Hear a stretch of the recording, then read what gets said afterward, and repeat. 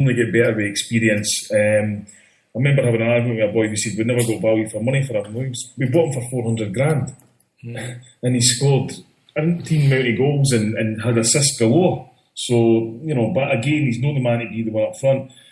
This is a game on Thursday. I know we'll come on to it later, but it's going to be a funny one actually, because I think that, the last European game we're kind of like, I'm not sure what's going to happen here. We get a result. Now we're expected to win this game and win it quite comfortably. And so you need to pick a team with that. And I actually think that having Brown and Mulgrew might be the basis of that allow your attacking players to go and actually win the game for you. Because I say in the show almost every week, I always think any team's as good as its strikers.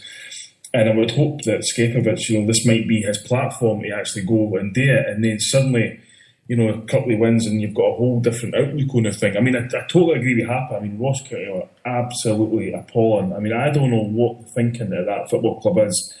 You've got a guy there who's taken him to a cup final, won 2 leagues with him, 40 games unbeaten, and it's like, we need to change it. And they bring in Jim McIntyre, who, let's face it, incredibly lucky to get a job in the SPL. And Jim McIntyre sits down and thinks, the guy I need to sit beside me, Billy Dodds. I just didn't understand it at all. And as you've seen, I mean, their defending was amateurish. There was a couple of ex-players I was on a stag with at the weekend, and we're just pointing out things that I think your average fan didn't sort of see because you've not got the experience in the professional game.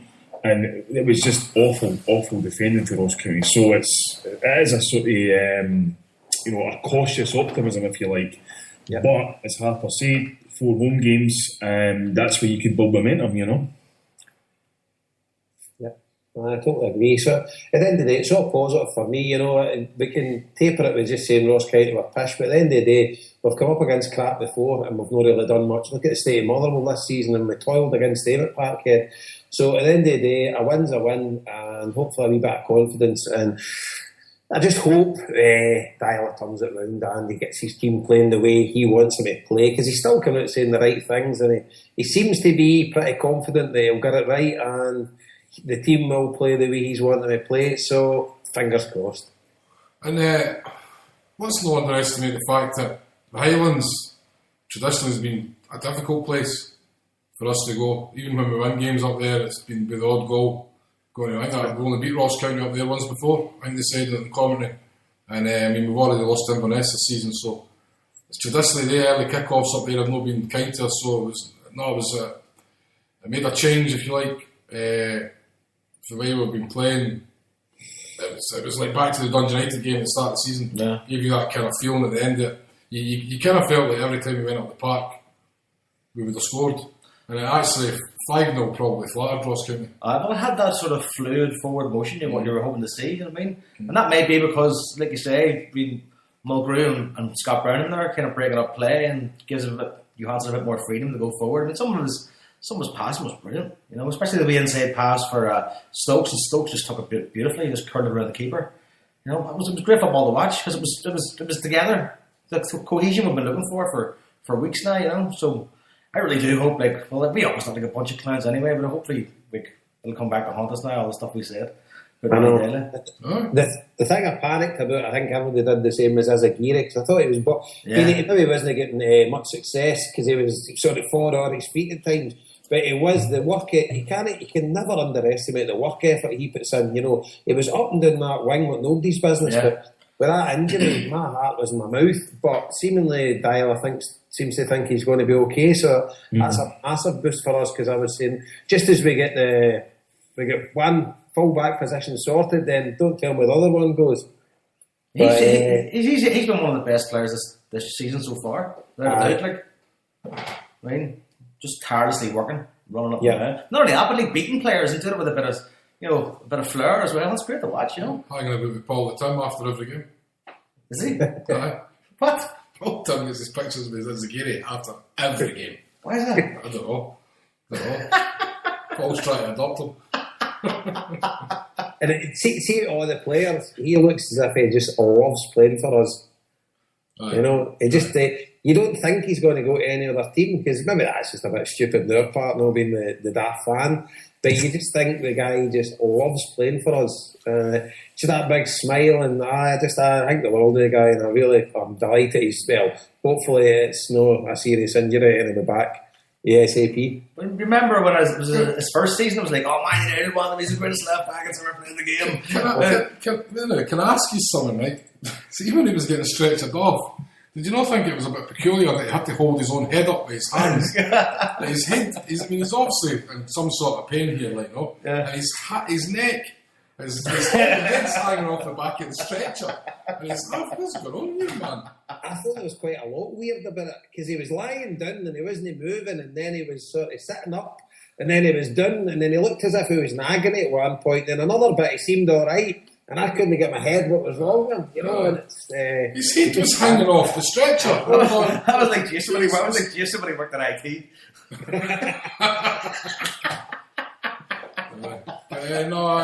Hopefully it'll be all right for Thursday night. Yeah. Brilliant. He's need to be easy with me tonight, you know. It's a special occasion for me. Oh, it's your wedding anniversary, 14 years. Okay. Well, that was the anniversary. I was thinking about that. It was 30 years today since Graham Sharp scored that thunderbolt into the Anfield Road then.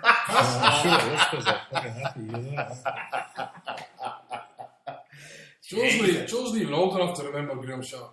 I remember Graham Sharp. That was the Sharp I remember. I was going to say, we're going to move on to the Astra game. That'll be brief, because since we don't know much about Astra. They don't make dope or something. I already cracked that joke a couple of weeks ago. See what we're talking and we're going to talk about Astra. One of my good pals texted me to mention it on the show. See if MD's got any link to any tickets for the away game. These guys are booked independently, so they're not going through the official travel. If MD's got any links to get any tickets for the away game, can you contact us and I'll pass your details on to mate Jerry, because the guys are finding it tough to get tickets for over there. Just email us at homeboys@gmail.com or get us on Twitter at homeboys. Yeah. Much appreciated. Pass on to Jason. Have the FC Astra, what do you call it? I can't even say that. You say that? What? Let me see. FC Astra G. That's what he... George, is it? No, George, you sure? Go on, I got my next door neighbour and ask him. You're Romanian. You're Romanian? Why'd you get it in? Is it an Astra fan? He hates me. Their stadium is, what are they? The Romanian nickname's the Black Devils. Ooh. Spooky. Spooky. Absolutely. You never know. Could all go wrong. So, I mean, in all reality, these guys have been getting pumped, haven't they? I know nothing about them. I'm not even going to pretend. I know absolutely nothing about them. Never heard of them before. Never big on Romanian football. It says here they were just formed in 2013. No. Well, no, it says they won the league in 2013. Well, Romanian is not the best. Oh, good God. Really? Right, so what else can we say about this? Like, we're probably going to hopefully horse them. You need to win. Well, we've had a decent start. You need to win your home games. Europe, that's it. Bottom line, they should be the bottom boys of the group. They're the number 4 seeds, 5 seeds. What is it? Many teams in the group. Dinamo Zagreb humped them. What was the score in the last game? Beat by Salzburg. What was the score? That was in 2-1. That was in Romania, so they lost the goal. And they've been pumped in Zagreb. Was it 4-0 or 4-1? Dinamo beat them. It's not 5, no? 5. There not used to be 5 teams in the Europa League groups. That's when they didn't play each other home and away half, but that was about 3 or so. It's not long since we've been in it. No, do you think what with the good result in the weekend, there might be cause for a bigger crowd then on Thursday? No. Nobody really gives a shit. I'll be honest with you, and it's something we told you in the show. And by the way, Astra are third in the league at the minute, but it's that the really Celtic supporters have said to me they could not care the slightest about this tournament. And it's bizarre, like, because you've got on BT Sport, you've got on, Celtic, whatever, and they've just went, nah, bridge too far, I'm not interested.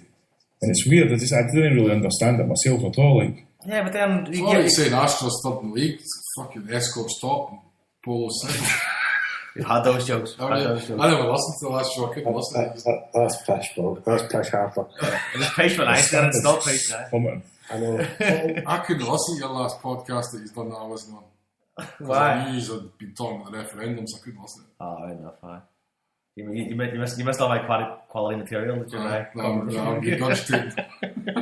I think, see when we're talking about the crowd and stuff like that on Thursday night, I think it tells its own story about where sort of football fans are in Scotland, and maybe not so much your Aberdeens, Dundee United, Dundee, for a bit of a renaissance, but for Celtic fans, I don't know, I just think it's a really, really important period for the club as it stands at present, because maybe going into a bit of a deep conversation here, but I reckon Celtic is, I don't know if it's on the verge of ceasing to be the club that we always thought it was, you know, with big crowds and things like that, because I can see my son kicks about with Everton strips on the, and it's like, he's got a Celtic season ticket and so's my daughter, but they don't talk about Scottish football at all. All they want to do is watch Match of the Day and talk about English football. And when you look at young kids nowadays, I don't know, I just don't see a lot of them being interested in Scottish football. Are we like a dying breed? Because to me, I don't understand how. I mean, to me, you just went to every game. Do you know what I mean? When you're a season ticket holder, you went to every game. You went to see Celtic playing at home in the League Cup if they were playing Alloa. So the fact that people can't be bothered to go along and watch them play in Europe, I didn't get it. Honestly, I didn't get it. I didn't get it at all. I think it's too expensive as well, Harper. People just haven't got the money. Well, I suppose that comes in it, but I always found that. I mean, I was never plenty of money. You always found the money to go, like, no, but. That's maybe just been a bit too simplistic, but it's Europe, man, you know what I mean? But say you're not working, how are you going to find like 40 quid? We've not had a home game. There was a wee break there. We've not had a home game for ages. Most people weren't in Ross County. Aye. I don't know. I mean, the tickets were priced pretty reasonable with an offer the package. 20 quid. Aye, so I mean, I don't know. I don't know if maybe we can maybe go back to having a cash gate for these games. I think that would maybe improve things, maybe, and make it even cheaper for kids. I think it's hard for the last game against Hamilton and the following against Kilmarnock. You're getting 2 tickets for the price you won, and they can't give them away. Nice. I mean, I know it's probably a discussion for our show, but I think the problems at this club are absolutely enormous, and it's been running deep for years. And for too many people have just buried their head in the sand too long, and now it's just came to pass. It maybe took a change of manager, a couple of bad results, whatever, but the things that I get from people all the time is we'd never go back because of all the cheating. We'd never go back because of all the harassment of the fans. And, you know, just all that thing, because we are of a different generation, and that generation went to the games with their mates and had a drink before it and stood together, had a laugh regardless, and there was a camaraderie, it's easy for me to say, a camaraderie and a solidarity amongst that. I didn't feel much solidarity with a lot of people right now, I'll be honest with you. You know, because I mean, it's like people around me are just ready to explode every game. You know, and it just doesn't feel the same. And I think the club for too long has ignored how fans feel, how pissed off fans are. And just to continue, I mean, it's already in the ether that there's going to be a massive price hike in season tickets next season. And they're actually going to do that on the back of this fucking non-entity getting into the SPL for the first time. And if that's the stinking at Celtic Park, then they're as far away from fucking reality as somebody on One Flew Over the Cuckoo's Nest is, because it's just no the feeling of the fans whatsoever. Mm-hmm. You know? And it scares me. And I think, I genuinely believe that the AGM that's coming up on the 21st of November is going to be really, really explosive. Because I think they got a real fright last year with the living wage thing, and that's clearly just not going to go away. And you can see the depth of feeling that's out there about the living wage, the Celtic and the club, why it was founded and all that. And, you know, as Jason said, you know, we might be moving away from being a massive club. We might well be at the point where we're about to move away from just having anything to do with what Brother Walford started, unless we start doing things like that. And that's kind of what I was leading on to, Paul, because I think it is that massive. I think the issues in Scottish football, and as I say, nobody in Aberdeen, Dundee and Dundee United, I think they're actually flourishing. But even Hearts in the lower league, you're living up in Edinburgh, they seem to be really enjoying themselves now, you know, genuinely really enjoying themselves. Not like the rotten mob saying that they're there for the journey. The Hearts fans are, they sort of dug their club out, paid their debt, and they're kind of getting on with it. And But I just think we are so far away from.